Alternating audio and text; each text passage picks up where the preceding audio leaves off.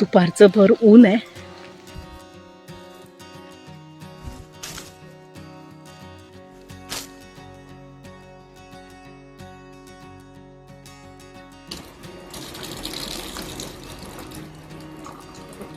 खूप ऊन आहे आणि आम्ही आलोय रातांबे काढायला.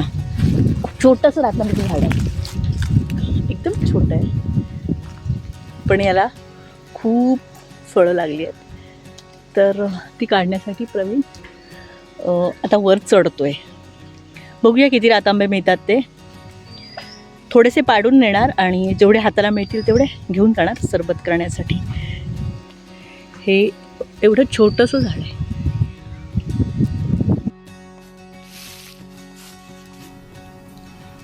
झाडावर चढायची मोठी कसरत आहे, कारण हे झाड तुम्ही बघत असाल, हे झाड नारळीच्या झाडासारखं सरळ आहे. त्याला पकडायला किंवा पाय ठेवायला एखादी फांदी नाही आहे जवळपास.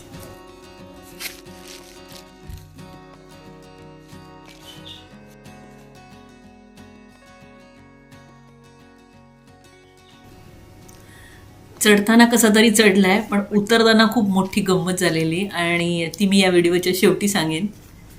त्यामुळे व्हिडिओ शेवटपर्यंत नक्की बघा. हा, हे बघ पिकलेत एकदम. मला नाही आहे ना.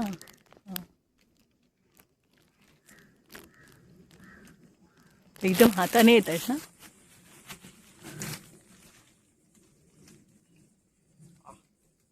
फुटला. एकदम छोटंसं झाड आहे.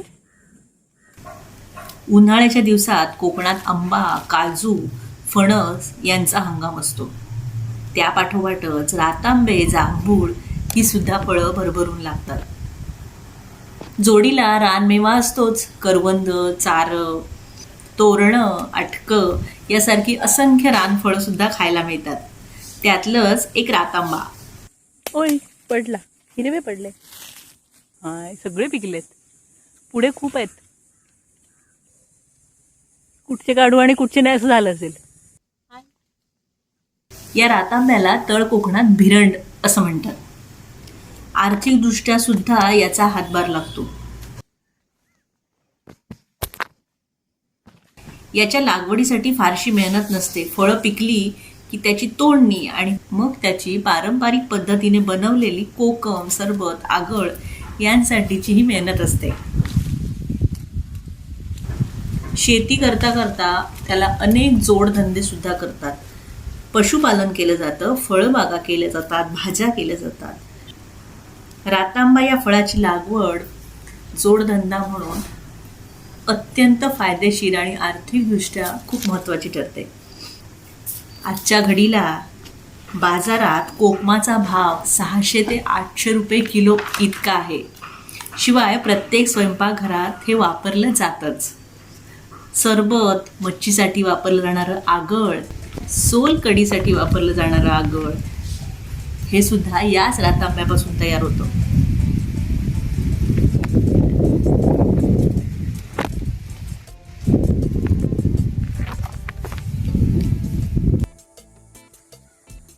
हळू, केवढे छोट्या फांद्यावर पाय दिलाय.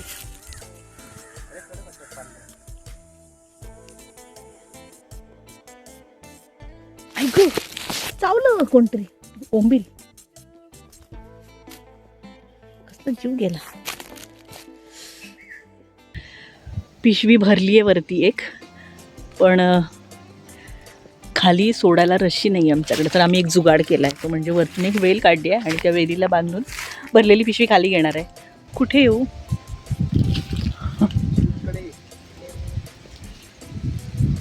कुठे गेली पिशवी? येस.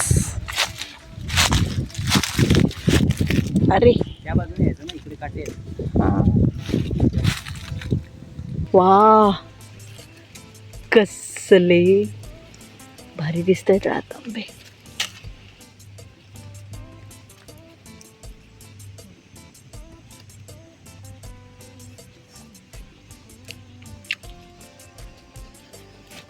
एक पिशवी लो, पिशवी आली खाली.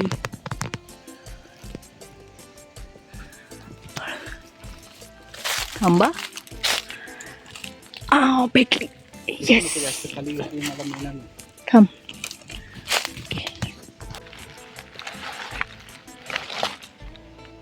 एक पकड. झाडावरून उतरताना जरा गंमतच झाली. कॅमेरा ठेव. कशाला मुळात ते सरळ आहे. चढणं तसं कठीण होतं, पण उतरणं त्याहूनही अवघड होतं. एवढ्या उंचावरून उडी मारणं शक्य नव्हतंच. शिवाय खाली काटे होते. तर मग मी एक हात वरती करून एक पाय हातावर आणि दुसरा पाय माझ्या खांद्यावर असं करत करत प्रवीण झाडावरून खाली उतरला. अशा काही गमती जमती होत असतात आणि पटकन शूट करणं शक्य नसतं आणि लक्षातही राहत नाही, पण मजा येते हे सगळं करत असताना.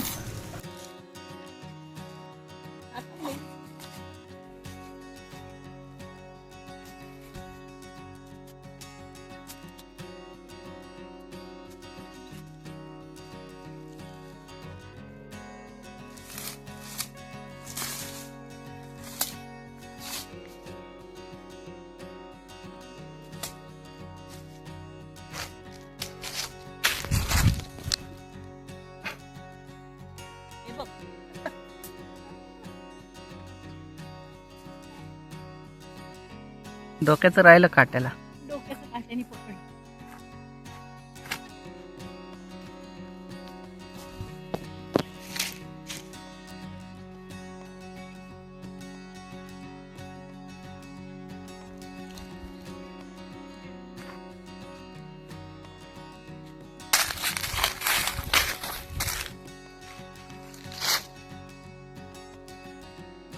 तर हे आहेत रातांबे. त्याला हिरंड आणि असेच सुद्धा खाऊ शकतो.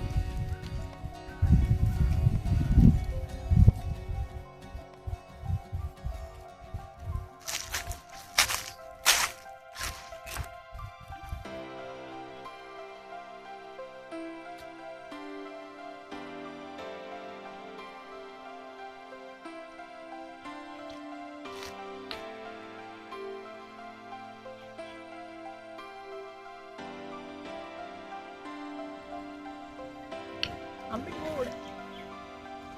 आणि ही वाळवून याचं कोकम केलं जातं. तर या एवढ्याशा झाडावर आम्हाला एवढे सारे रातांबे मिळालेत. हे आम्ही उतरवलेत आणि हे पाडलेत, म्हणजे पडलेले आहेत.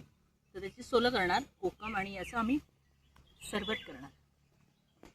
एकदम तयार असतात ना रसरशीत. ते देठ काढायचं आणि त्याच्यामध्ये मीठ टाकायचं आणि ढवळून त्याचं मस्त हे होतं ज्यूस प्यायचं.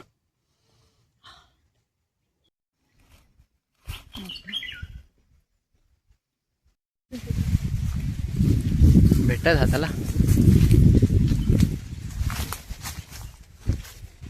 काटे आहेत.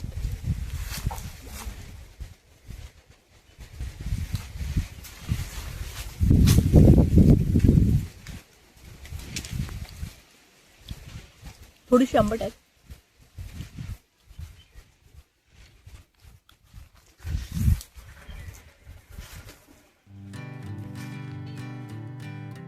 आपली पिकलेली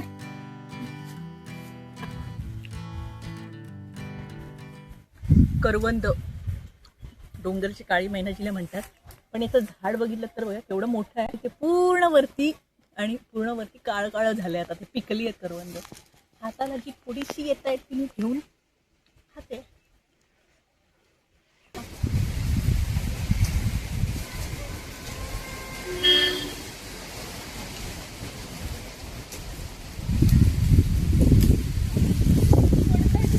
अरे टपाटप पडतायत जांभूळ.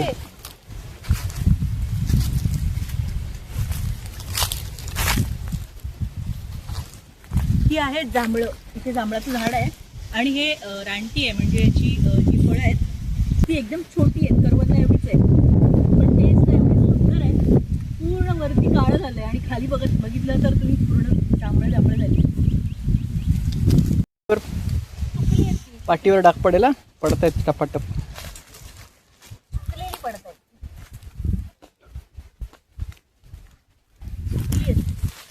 दाखव बघूया. ठीक आहे, ही बघ एवढी छोटी आहे. तरी ती जांभळं बघितली तर तुम्ही करवंदा एवढी छोटी आहेत आणि याची टेस्ट एवढी सुंदर आहे. खूप छान आहेत, गोड एकदम. आणि खाली असा पेर पडलाय, खूप उंच आहे त्यामुळे काढता येत नाही आहेत. आणि छोटी छोटी जांभळं आहेत, हे बघा. आणि बाजूला आहे फणस. हा एक फणस काढलाय.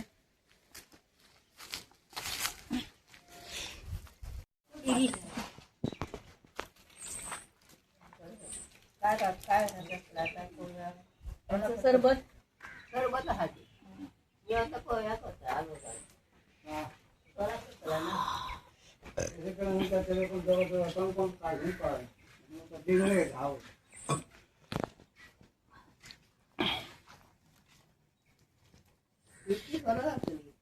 जातील ना, 1 किलो होतील ना. 1 किलो होतील ना.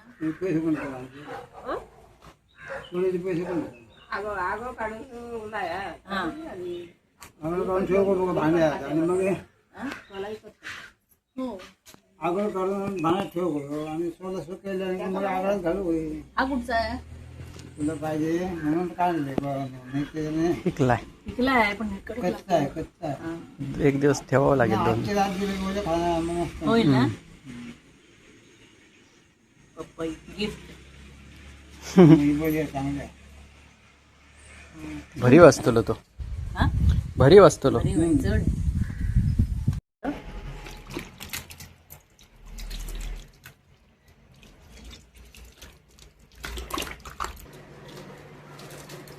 या रातांबे फोडले होते, त्या रातांबीच्या या बिया आहेत आणि त्याचा रस निघतोय.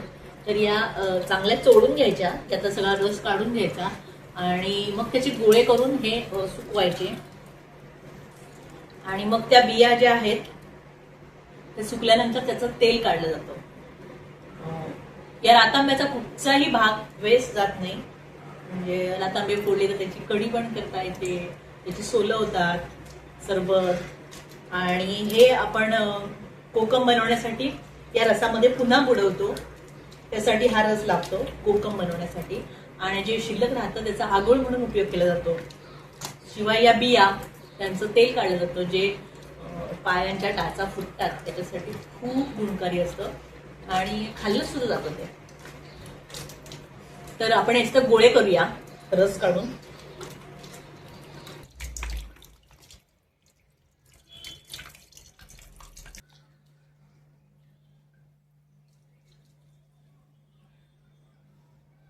खूप ताकद लागते पेळायला.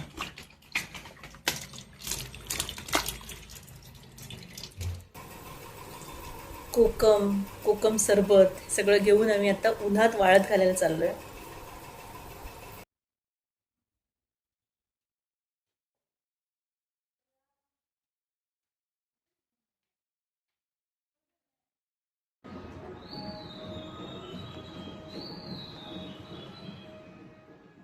वरती पत्र्यावर येऊन मी सोलं घातली आणि सरबत सुद्धा ठेवलंय. जरा ऊन लागलं की जरा घट्ट होईल आणि मग सरबताला तुळशी लागत नाही.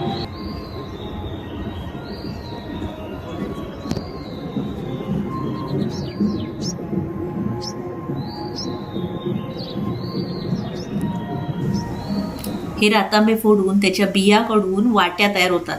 त्यात साखर भरून उन्हात वाळवलं की साखर विरघळून मग हे सरबत तयार होतं.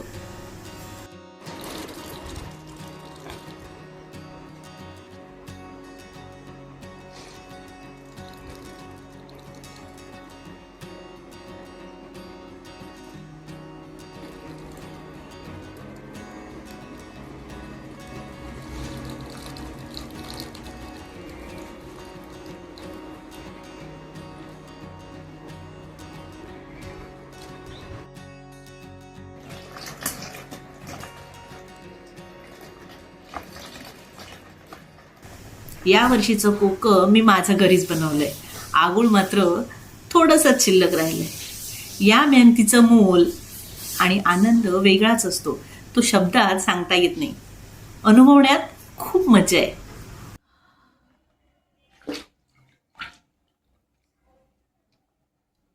तोंडाला पाणी सुटते, इतकं आंबट आहे. हे आगळ आहे जे बियांपासून आपण जो रस काढला होता तो आहे हा. जेव्हा आपण काढला तेव्हा तो एवढा होता, आता तो केवढा शिल्लक आहे आतमध्ये, एकदम तळाला आहे. आणि ही आहेत कोकम.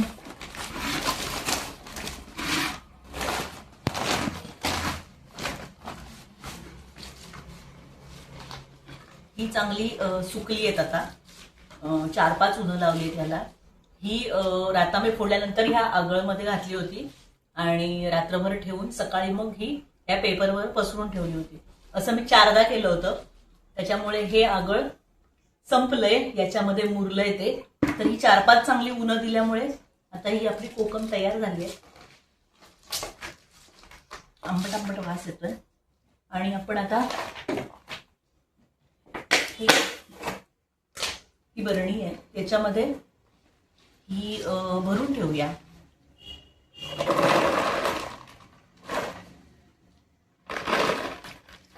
कोकमाचा भाव विचारला तर 800 रुपये किलो आहेत. बरोबर एक बरणी झालेली आहे, 1 किलोची बरणी आहे.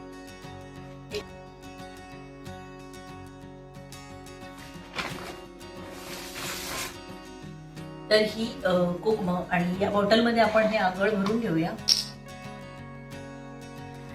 याचा उपयोग तुम्हाला माहिती असेल, मच्छीसाठी वापरला जातो विशेष, आणि सोलकढी बनवण्यासाठी. एकदम घट्ट झालं. तर ही बॉटल एवढंच झालं आपलं, जवळपास एवढा डब्बा, पाव डब्यापेक्षा जास्त, अर्ध्यापेक्षा जरा कमी होतं आणि एकदम घट्ट आहे.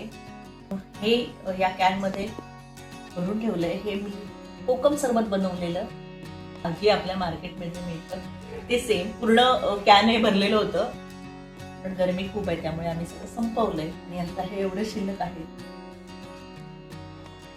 तर हे कोकम सरबत, त्याच्यानंतर कोकम, हे सोलकढीसाठी आणि मच्छीसाठी आगळ, आणि या आहेत बिया ज्या आपण रसातनं पिळून अशा घेतल्या होत्या, तर त्या सुकवल्यात. त्याला 3-4 कडक उन्हं दिली आहेत आणि हे बघा सुकल्यात चांगल्या.